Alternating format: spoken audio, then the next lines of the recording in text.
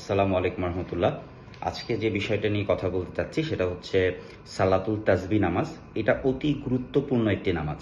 রসুল্লাহ সাল্লাহ সাল্লাম রসুল্লাহ সাল্লাহ সাল্লামের চাচা আব্বাস রাদিয়াল্লাহু তাআলা আনহুকে খুব গুরুত্ব সহকারে এই নামাজটি শিখিয়েছেন।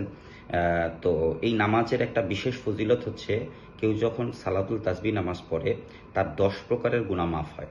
তার আগে পিছে, জানা অজানা, ছোট বড়, সগীরা কবিরা, যত ধরনের নতুন পুরাতন গুনাহ আছে সমস্ত গুনাহ আল্লাহ সুবহানাহু ওয়া তাআলা মাফ করে দেয়। ক্যান ইউ ইমাজিন একটা নামাজ আপনাকে এতগুলা গুনাহ মাফের গ্যারান্টি দিচ্ছে। সুবহানাল্লাহ। তো এই কারণে রাসূলুল্লাহ সাল্লাল্লাহু আলাইহি ওয়াসাল্লাম এমফাসাইজ করেছেন প্রতিদিন পড়তে পারলে তো খুবই ভালো, না হলে সপ্তাহে জুম্মার দিন পড়া, অথবা বছরে একদিন পড়া, মাসে একদিন পড়া, অথবা বছরে একদিন পড়া, আর না হলে জীবনে অন্তত একবার হলেও পড়া। কত গুরুত্বপূর্ণ একটি নামাজ, খুবই সহজ। সুবহানাল্লাহি ওয়া হামদি, সুবহানাল্লাহ, আলহামদুলিল্লাহ, ওয়া লা ইলাহা ইল্লাল্লাহ, আল্লাহু আকবার। এই যে তাসবিহটা, এটা মোট 4 রাকাত নামাজে 300 বার পড়তে হয়। আমি সংক্ষেপে নিয়মটা একটু বলে দিচ্ছি। কয়েকভাবে পড়া যায়, তবে প্রচলিত যেটা সহজ আমার কাছে লাগে সেই নিয়মটাই আমি আলোচনা করব। সেটা হচ্ছে গিয়ে আমরা যখন স্বাভাবিকভাবে নামাজ পড়ি, নিয়ত বাঁধি, তারপরে হচ্ছে সূরা ফাতিহা পড়ি। সূরা ফাতিহা পড়ার পর একটা সূরা মেলানো, এরপরে 15 বার এই তাসবিহটা আমরা পড়ব। সুবহানাল্লাহ, আলহামদুলিল্লাহ, ওয়া লা ইলাহা ইল্লাল্লাহ, আল্লাহু আকবার। এই তাসবিহটা আমরা 15 বার পড়ব। তো এই ক্ষেত্রে আমরা খেয়াল রাখবো, আমরা কোনো এভাবে এভাবে আঙ্গুল দিয়ে স্পষ্টভাবে গুনবো না, এমনভাবে ইশারা করে গুনবো যাতে নামাজের ভঙ্গ না হয় বা মনে না হয় যে আমি আসলে কাউন্ট করতেছি।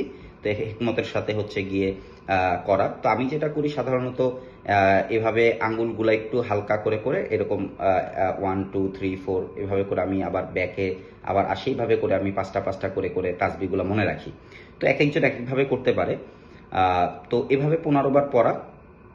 এরপরে যখন আমি হচ্ছে রুকু করতেছি তখন রুকুর তাসবিহর পরে অতিরিক্ত 10 বার, রুকু থেকে যখন সোজা হয়ে দাঁড়াচ্ছি সামি আল্লাহু লিমান হামিদা রব্বানা লাকাল হামদ, তখন অতিরিক্ত 10 বার।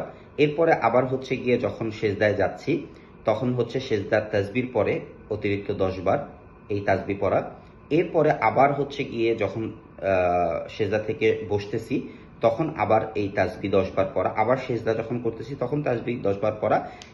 প্রথম রাকাতে না উঠে বসে আবার তাসবিহ 10 বার পড়া, এভাবে 75 বার কমপ্লিট হবে।